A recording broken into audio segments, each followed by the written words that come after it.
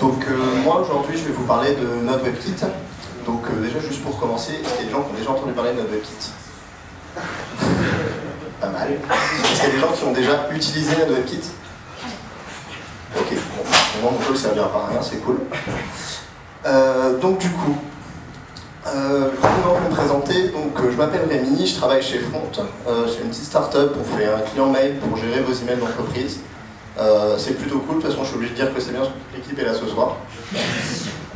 Donc voilà, vous pouvez me contacter sur les adresses qui sont là si vous avez des questions après le talk, et sinon de toute façon je serai là après le talk, donc vous pouvez venir me parler, il n'y a pas de souci, je suis assez gentil. Donc, Node-WebKit, ça va vous servir à transformer une web app en une app desktop. Donc pour faire ça, on a plusieurs solutions qui existent déjà. La première, ça va être de faire une application native qui a encore certains avantages, mais qui est quand même très long, et surtout si vous avez déjà votre app web, ça ne va pas vous servir à grand chose de repartir sur une app native, parce que vous allez devoir tout recoder à zéro. On a une autre techno qui est sympa, qui est sortie plus tardivement, qui s'appelle CEF, qui en gros vous ramène Chrome pour faire vos bindings, et du coup vous pouvez, par exemple dans une application Windows en C# ou dans une application en Cocoa, avoir une WebView Chrome et mettre votre application web directement dans cette WebView. Ensuite on a Atom Shell, donc je ne sais pas si vous avez entendu parler d'Atom, c'est une sorte d'IDE, un équivalent Sublime Text qui a été sorti par GitHub. Et donc Atom Shell, en fait, c'est la coquille qu'il y a autour d'Atom qui va permettre justement de faire une application desktop autour d'Atom qui est au final une web app. On a plusieurs autres solutions, après il y en a des milliers au final, du style Titanium, TiSDK, qui là sont plus grosses en termes de... C'est un vrai IDE complet qui va vous permettre de faire directement du mobile, du desktop, tout ça. Et dernièrement, il y a Node-WebKit, qui est très proche d'Atom Shell, hein, j'en parlerai un peu, qui est la solution que je vais vous présenter aujourd'hui. Donc déjà, petite question, pourquoi est-ce qu'on a besoin d'une app desktop aujourd'hui? Parce qu'en fait, on est quand même dans un monde où tout le monde a un browser sur son ordinateur, sur son téléphone, à peu près partout. Et du coup, on est quand même plutôt bien quand on a une web app, parce qu'on peut mettre à jour sans aller embêter les clients, on peut faire plein de choses sympas avec. Et les navigateurs, maintenant, ils sont quand même assez performants, ce qui n'était pas le cas avant.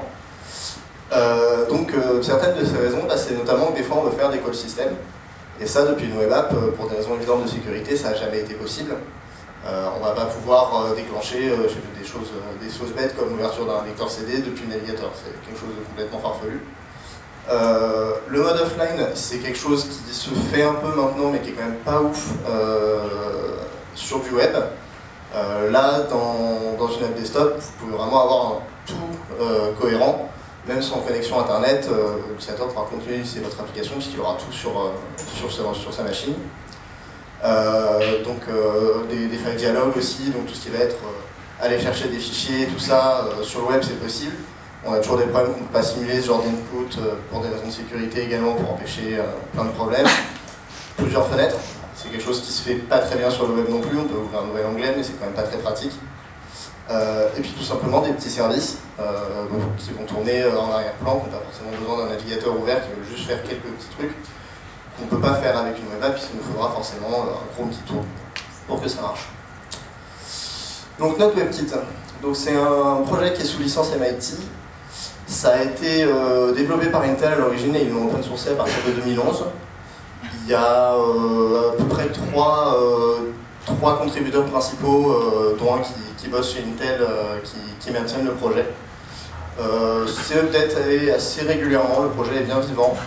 La dernière update date d'hier, coup de bol. Donc voilà, le petit site GitHub, c'est pas mal. Pour vous donner un ordre d'idée, c'est à peu près, pour ceux qui connaissent, c'est à peu près autant que Express. Donc c'est quand même assez utilisé comme produit.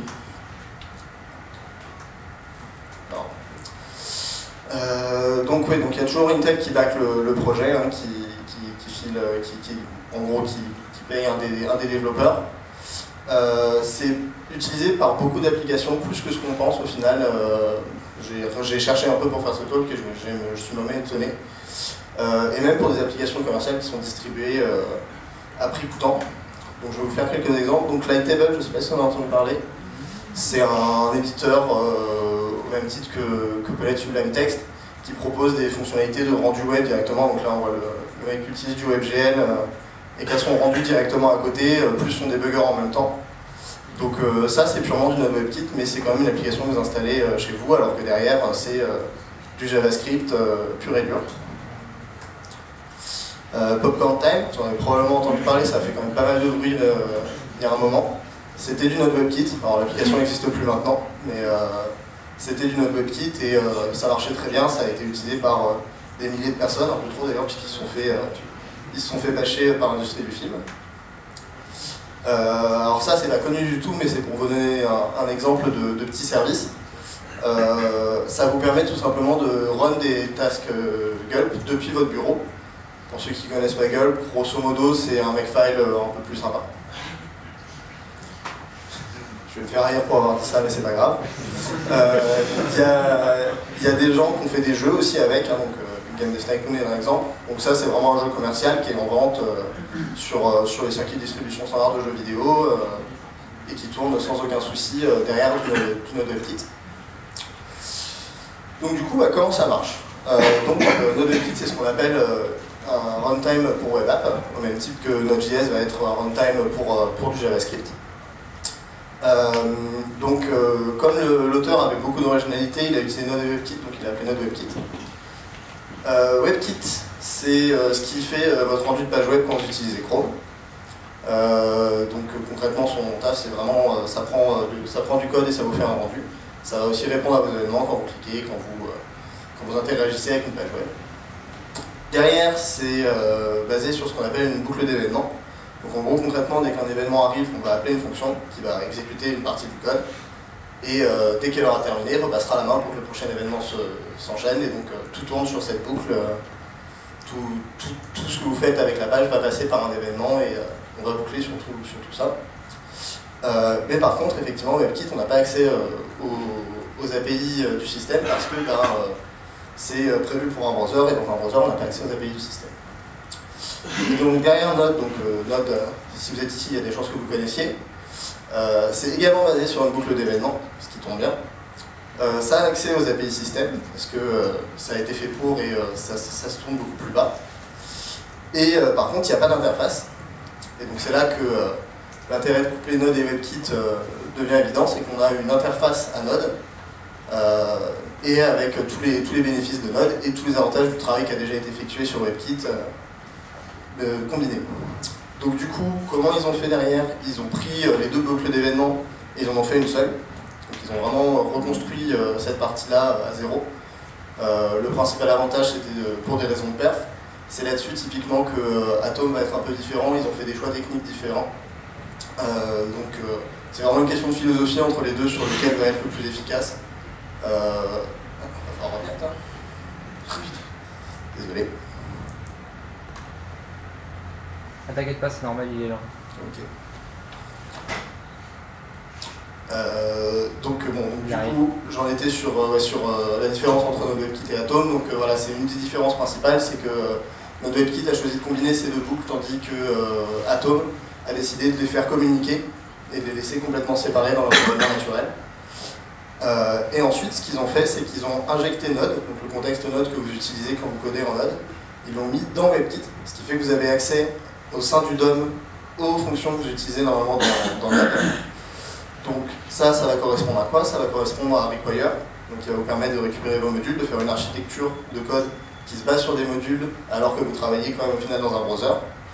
Vous avez accès à toute l'API Node.js, ça veut dire FS, ça veut dire HTTP, ça veut dire tout ce qui est dans la doc de Node.js, vous l'avez directement inclus dans Node WebKit.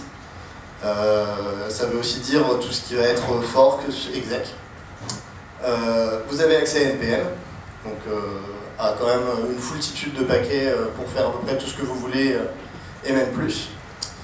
Et il y a même moyen de faire tourner en fait les modules qui ne sont pas écrits en JavaScript que vous trouvez sur NPM, qui sont normalement buildés avec Deep. Et en fait, Node WebKit fournit une version alternative de Deep qui permet de build les modules pour les packager dans Node WebKit. Donc vous avez accès à tous les modules, à tous les bindings sur des modules en C pour faire du traitement graphique, pour faire tous les traitements lourds qu'on ne peut pas faire en JavaScript et qu'on préfère faire avec des libs en C qui seront plus efficaces.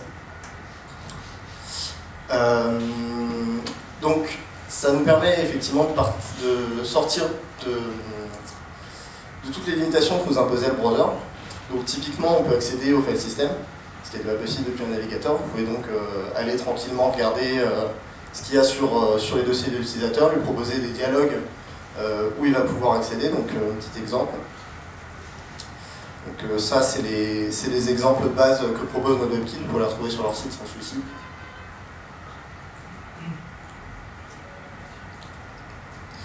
Voilà, donc ça a été fait avec du NodeWebKit. Donc vous voyez, on a vraiment un explorateur de fichiers comme on a l'habitude. Donc c'est pas très joli, mais ça fait son taf. Vous pouvez aller n'importe où, vous allez avoir tout. Vous allez avoir tout comme à la maison. Donc ça, c'est vraiment du Node qui va être balancé dans du browser. On fait des fs.readdir et on va chercher tout ce qui se passe. Ensuite, on va avoir effectivement accès aux appels système. Donc les appels système, ça va nous permettre de lancer d'autres programmes. Ça va nous permettre de faire des scripts shell qui tournent derrière. Ça va nous permettre d'accéder par exemple sur Windows à des variables de registre, ce genre de choses. Qui sont pareil complètement impossibles sur un browser et qui permettent de faire au final vraiment beaucoup de choses, soit à peu près tout ce qu'on pourrait faire avec une app native standard. On n'a plus tous les problèmes de same origin policy, donc ce qui vous empêchait d'aller faire de l'Ajax sur des domaines autres que celui où était hébergée votre application. Donc ça c'est bien, par contre c'est à double tranchant, on n'a plus aucun filet quand on travaille, si on commence à charger du contenu qu'on ne maîtrise pas, ça peut partir n'importe où, donc c'est quelque chose à garder à l'esprit, c'est pratique mais c'est dangereux. Comme j'ai dit tout à l'heure, on peut avoir plusieurs fenêtres qui peuvent communiquer entre elles. En gros, ce qui se passe, c'est que les objets généraux, enfin les objets globaux, sont disponibles pour toutes les fenêtres qu'on ouvre avec la même application. Donc ça va vous permettre de communiquer, de faire des petites fenêtres, des choses comme ça. Ce qui, dans certaines applications, est assez important. Des fenêtres sans bordure. Ça peut être assez utile pour des raisons esthétiques ou même pour des questions pratiques.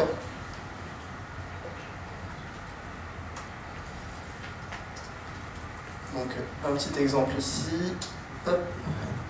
Donc voilà, donc là l'exemple est vraiment basique, mais l'idée c'est qu'on a, ça c'est un navigateur au final, on n'a aucune bordure. Donc là le tool permet de montrer, de mettre les bordures où on veut, et on a en fait cette bordure qui est draggable, comme l'est notre fenêtre dans nos explorateurs de fichiers normalement. On peut aussi ne pas avoir de fenêtre du tout, comme je vous montrais tout à l'heure avec le petit tools pour Gulp. Là on a carrément NodeWebKit et du JS qui tournent derrière en tâche résidente, et l'utilisateur n'a aucune fenêtre, ce qui permet de faire des petits utilitaires. Le gros avantage de ça, c'est qu'on peut travailler en JS, donc un langage avec lequel beaucoup sur ce genre de technique on est familier, plutôt que d'aller chercher sur des trucs plus complexes à apprendre si on n'est pas familier par exemple du C ou des langages système. On peut aussi faire, le wording est un peu pourri, mais on peut aussi faire d'ouvrir des fichiers avec notre application. Donc si on a par exemple un type de fichier qui est vraiment propre à notre application et qu'on va utiliser souvent, si on est sur le web, c'est compliqué, il faut demander à l'utilisateur s'il le stocke chez lui, de nous réuploader ou des choses comme ça, ou de l'avoir sur le local storage, mais c'est pas toujours très pratique. Là on peut vraiment dire au système d'exploitation, quand le mec il ouvre ça, tu l'ouvres avec mon app NodeWebKit, et boum, vous vous retrouvez avec le fichier directement qui vous est passé, et vous pouvez travailler dessus. Donc c'est pour ça qu'il y a eu beaucoup de petites IDE qui ont été faits avec NodeWebKit, parce que c'est très pratique pour faire tout ce genre de choses. Et quand on travaille sur le JavaScript, faire des IDE en JavaScript, c'est quand même assez pratique, parce qu'on reste dans le domaine. On garde aussi quelques trucs assez cool du navigateur. Le debugger, donc on a le debugger de Chrome qui est intégré. Donc votre Node.js, vous le débuguez avec le debugger de Chrome, votre code JS de front-end, vous le débuguez avec le debugger de Chrome. Vous pouvez bien évidemment éditer le DOM comme vous le faites avec votre debugger habituellement. Donc ça c'est quand même assez pratique de l'avoir sur un langage qui est effectivement plutôt habituellement back-end, même si vous pouvez déjà l'avoir sur Node. Et quelque chose de pratique, c'est que les plugins navigateurs peuvent fonctionner sur NodeWebKit. Ça dépend des plugins, il y en a beaucoup qui fonctionnent. Vous pouvez vraiment les packager avec votre app. Si vous avez besoin d'un plugin en particulier, vous pouvez le packager. Ça peut être le cas de Flash, si par exemple vous avez besoin de traiter des documents en Flash, vous pouvez l'intégrer dans votre NodeWebKit et déployer directement une app comme ça. Un des gros avantages, c'est que du coup vous êtes toujours sur Chrome. Vous n'avez plus à vous soucier, est-ce que le mec il est sur Firefox, est-ce que le mec il est sur Safari. Vous êtes toujours sur Chrome, sur la même version, c'est vous qui la déployez, c'est vous qui choisissez quand vous mettez à jour. Donc c'est assez pratique, vous avez une version de votre code, vous ne posez pas de questions. Vous pouvez utiliser tout ce qui se passe sur l'ordinateur avec que du JavaScript, donc c'est toujours très pratique quand vous maîtrisez le langage. Et vous pouvez en plus, si vous avez des gens compétents en Node, l'avoir sur votre backend et sur votre front-end, ce qui permet en fait que dans une équipe, tout le monde puisse bosser un peu sur tout, sans changer de techno forcément, sans qu'il y ait de barrière à l'entrée d'un développeur backend quand il veut aider sur le front-end, ou inversement. Un des gros avantages aussi, c'est que c'est cross-platform. Vous pouvez déployer sous Linux, sous Windows et sur Mac. Il n'y a pas de grosse différence, même s'il y en a. Et vous avez une app qui marche partout et qui peut aussi marcher sur le web si vous avez prévu la web app qui marche sur le web en même temps. Donc justement, puisqu'on en vient à la distribution, donc comment on build une application NodeWebKit? Au final, c'est assez simple. Donc, vous avez un fichier package.json qui n'est pas celui qu'on a habituellement dans Node avec NPM, qui est vraiment un fichier de configuration qui va en gros décrire comment va s'ouvrir votre première fenêtre. Donc j'ai un petit exemple. Donc voilà, donc ça c'est suite front vraiment qu'on utilise en production, quoi. Donc on donne des infos assez basiques, et grosso modo avec juste ça, là vous avez juste à charger votre JS et c'est parti. Donc on peut faire 2-3 trucs bien sympas, on peut par exemple locker les URL auxquelles on aura accès, ce qui peut empêcher, si vous avez des fuites, ce qui peut limiter les dégâts. On peut changer l'user agent, ce qui peut être pratique pour détecter quand les informations sont envoyées depuis votre app NodeWebKit plutôt que depuis votre web app. Et vous avez après des infos de configuration de fenêtres assez basiques. Donc comment on construit une app NodeWebKit? Tout simplement, c'est un point zip. Vous mettez tout dedans, le package JSON à la racine, vous renommez en point .nw, et ça y est, vous avez une app NodeWebKit. C'est assez simple à mettre en place, c'est pas trop compliqué de faire un script pour le build. Vous avez même plein de petits plugins qui vous font directement du watch et des choses comme ça pour votre app sur le build toute seule. Ça c'est cool, mais par contre ça demande NodeWebKit sur la machine de l'utilisateur. Ça c'est moins cool. Donc du coup, ils ont une solution qui est assez pratique. C'est tout simplement vous copier binairement votre app NodeWebKit avec le binaire de NodeWebKit et vous donnez ça à votre utilisateur. Donc il a un gros binaire, il a juste à double-cliquer dessus et boum, vous avez votre app qui se lance avec NodeWebKit sans vraie dépendance. Enfin, sans vraie dépendance, donc il y a quelques libs à shipper avec, mais c'est de l'ordre du raisonnable. Vous avez genre 2 fichiers à mettre dans le pire des cas, un peu plus si vous voulez utiliser des technos du style WebGL, ce genre de choses, mais de manière générale, en 3 fichiers vous êtes bon, vous avez tout ce qu'il faut pour votre utilisateur. Donc là, en fait, à partir du moment où vous réalisez, c'est là que ça va dépendre des OS. On va avoir des grosses différences sur ce qui est déjà disponible. Par exemple, sur macOS, vous allez avoir absolument rien à faire. Une fois que vous avez fait votre copie des 2 fichiers ensemble, il y a tout ce qu'il faut sur le système par défaut. Et vous allez avoir par contre quelques trucs un petit peu plus relous, par exemple faire un icône sur Windows, ça paraît con, mais mettre un icône sur une app NodeWebKit, c'est la galère. Donc il y a des solutions pour ça, mais ça peut être vite galère. Sous Linux, il y a des problèmes de version de package. Donc on ne sait jamais trop sur quel distrib ça va tourner. Et, des fois on se retrouve avec des versions antérieures avec lesquelles NodeWebKit ne peut pas fonctionner. Donc ça à vérifier ou à packager les libs directement avec. Et il y a aussi la construction d'un installeur. En fonction des plateformes, ça va être plus ou moins demandé par les utilisateurs. Il y a des gens que ça dérange de double-cliquer un exe et juste de le ranger quelque part sur leur bureau. Mais là-dessus, ça devient de mieux en mieux. Il y a de plus en plus de tools qui sortent. Même si pour l'instant c'est un peu séparé sur chaque plateforme, c'est en train de devenir pas mal. Et il commence à y avoir vraiment des outils quasiment graphiques où vous pouvez dire package-moi ce dossier pour du Linux et boum, vous avez votre release qui fonctionne. Mais voilà, après si vous faites des choses compliquées, forcément ça devient vite compliqué parce que les tools ne sont pas encore prêts. Mais ça progresse pas mal, moi ça fait quasiment un an que j'utilise NodeWebKit et vraiment par rapport à ce que c'était il y a un an, ça a vraiment progressé sur la partie release. Voilà, bon. Donc par contre, effectivement, rien n'est parfait, il y a toujours des petits problèmes. Donc la version de Chromium, même si elle est stable, elle est toujours un petit peu derrière la version actuelle de Chromium, parce que forcément, il faut le temps que les mecs l'intègrent, vu qu'ils ont une version un peu custom en fait pour faire tourner NodeWebKit dedans. Donc il y a en moyenne 2 versions de retard. Donc si vous avez besoin de choses qui sont vraiment au ras de ce qui se fait actuellement, vous êtes sur les bêtas de Chromium pour faire tourner des choses, c'est pas encore au top pour ça parce qu'ils sont toujours un peu derrière. Chromium, c'est pas Chrome. Ça veut dire que tous les tools sympas que Google a rajoutés dessus sont pas tous dispo.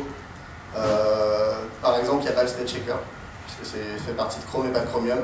Pour l'impression, vous allez être obligé de vous baser sur les tools système. Donc, ce qui n'est pas très gênant si le système en a des liens, ce qui est assez gênant si vous vous retrouvez sur du Windows XP. Il y a quelques features qui sont encore un peu trop plateforme spécifiques. C'est plus un problème de la plateforme qu'autre chose, mais c'est pareil, si vous vous retrouvez sur Windows XP, les notifications, ça va être la petite bulle que vous aviez en bas. Donc on est quand même assez loin de la notification système qu'on attendait et qu'on a déjà dans nos navigateurs actuellement. La taille du binaire, puisque du coup vous ramenez tout Chromium avec vous. Donc on a un binaire qui fait à peu près 40 MB, donc en plus de ce que vous rajoutez vous, on peut aller assez vite quand même sur des tailles conséquentes. Après c'est vrai qu'avec les connexions qu'on a maintenant, 40 MB c'est pas grand chose au final. Mais il faut garder ça en compte en fonction de ce que vous voulez faire avec. Et l'utilisation de Require, c'est pratique, mais par contre faites attention si vous avez déjà du code existant qui utilise du Browserify ou du Require.js qui fournissent le même style de feature. Vous allez être obligé de faire en sorte qu'ils ne conflictent pas puisque c'est la même fonction avec la même utilisation. Est-ce que vous avez des questions ?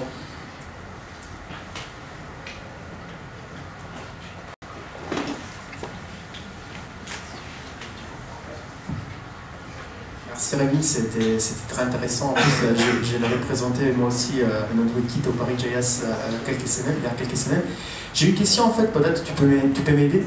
Par la partie installeur sur Windows, en fait, moi j'utilise l'installeur, je me suis fait un peu le nom, c'est l'installeur que même sur la page GitHub de NodeWebKit il suggère.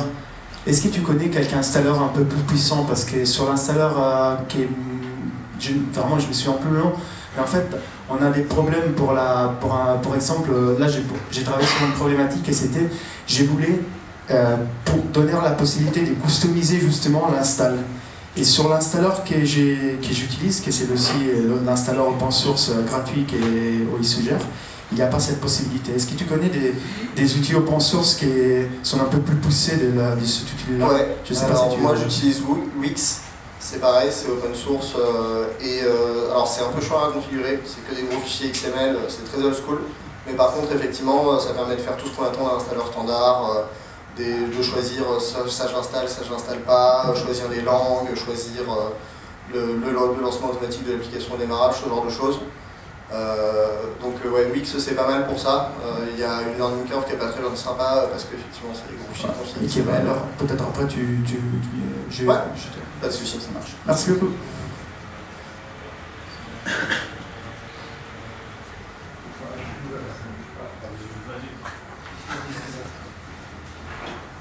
Moi j'avais juste une question sur les performances et sur l'embarqué aussi. Est-ce que vous avez déjà testé sur de l'embarqué? Sinon, niveau performance par rapport à une application native, qu'est-ce que ça donne?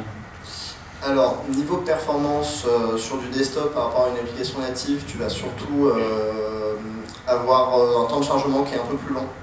Parce qu'il faut charger tout WebKit et après mettre Node dedans. Donc tu as un loading qui est un peu plus long que sur une app native où ça va arriver directement. Sur l'embarqué, non, j'ai pas testé du tout, j'ai aucune idée de ce que ça peut donner. Les perfs sont bonnes en termes de... Enfin, t'as pas de ralentissement particulier du Node WebKit, à part justement ce loading qui est un peu plus long. Mais une fois que c'est lancé, je dirais c'est pas pire qu'un Chrome standard. D'accord, merci. Bonsoir. Moi j'avais une question par rapport au code, parce que là du coup, si moi je télécharge une application, tu disais compiler, mais en fait le zip on peut l'extraire. En fait tu fais de l'open source à chaque fois, dans le sens où la source est ouverte. Alors, Enfin, est disponible. Est-ce qu'il y a des outils pour offusquer un peu le code? alors j'ai Pas jamais que je sois trop- forcément partisan, hein, mais juste pour... J'ai jamais trop regardé, et c'est vrai que c'est une problématique que nous on n'a pas particulièrement, puisque en fait, si tu fais une app un peu qui va quand même utiliser, nous en fait c'est une web app derrière, donc on va taper dans un serveur, donc le code réellement de notre application, il est server-side. Il est toujours stocké server-side, il est minifié, il est obfusqué. De votre côté client, il n'y a pas plus d'intelligence que dans une web app classique, donc c'est pas grave, c'est ça que tu... Bah, en gros, moi, le code que j'ai rajouté par-dessus, c'est pas du code métier, c'est vraiment du code purement comment est-ce qu'une notification va pouvoir se faire via notre WebKit. Mais la logique derrière le code vraiment qu'on utilise nous, il reste sur le serveur, il est obfusqué comme le serait ta web app standard. Après, je sais pas s'il y a des tools d'obfuscation qui ont été faits spécialement. Il y a. Ok, je vais peut-être passer le micro, attends.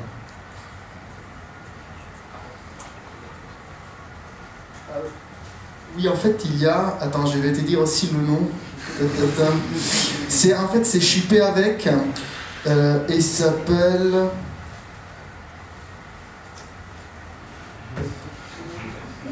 Ah, en tout cas, attends, je le trouve pas. Ouais, si tu vas dans le wiki, il y a... Attends, je te dirai après le nom. Mais en tout cas, par contre, tu peux pas crypter beaucoup de code, en fait. Tu peux, ça devient trop lourd. Tu peux faire, il y a une limite en termes de kilobits de la taille des fichiers que tu vas crypter. Mais tu peux, par contre, tu peux. Et après, je cherche et je vais te dire comment il s'appelle.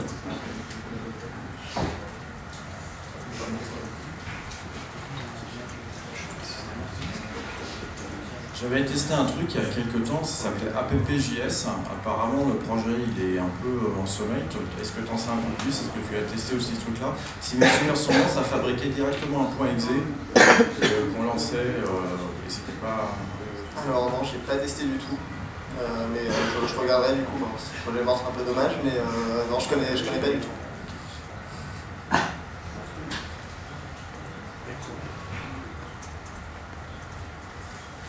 Salut, c'est quoi le truc qui revient le plus souvent, en fait, le truc le plus chiant, le truc qui t'énerve le plus dans notre WebKit? Le truc qui m'énerve le plus, en fait, ça va plus être les limitations que tu te retrouves au niveau de la plateforme. C'est typiquement effectivement le fait que tu es obligé de recoder tes notifs sous Windows si tu veux pas qu'elles soient infâmes. C'est plus ce genre de problématiques qui sont chiantes. C'est que le print, c'est pareil, tu vas taper le print de Windows qui est dégueulasse. C'est vraiment les problèmes plus de plateforme. Pareil, sur Windows, t'as pas de spell checker system-wide, donc là c'est quelque chose que je vais faire prochainement chez nous. C'est rajouter un spell checker à la main, donc on va le recoder. Ça, c'est ces petits trucs-là qui sont un peu chiants et que tu es content d'avoir dans ton browser parce que c'est déjà présent.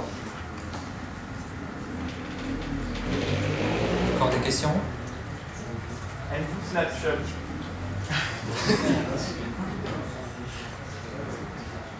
Bah non, on dirait qu'il n'y en a plus. Merci beaucoup.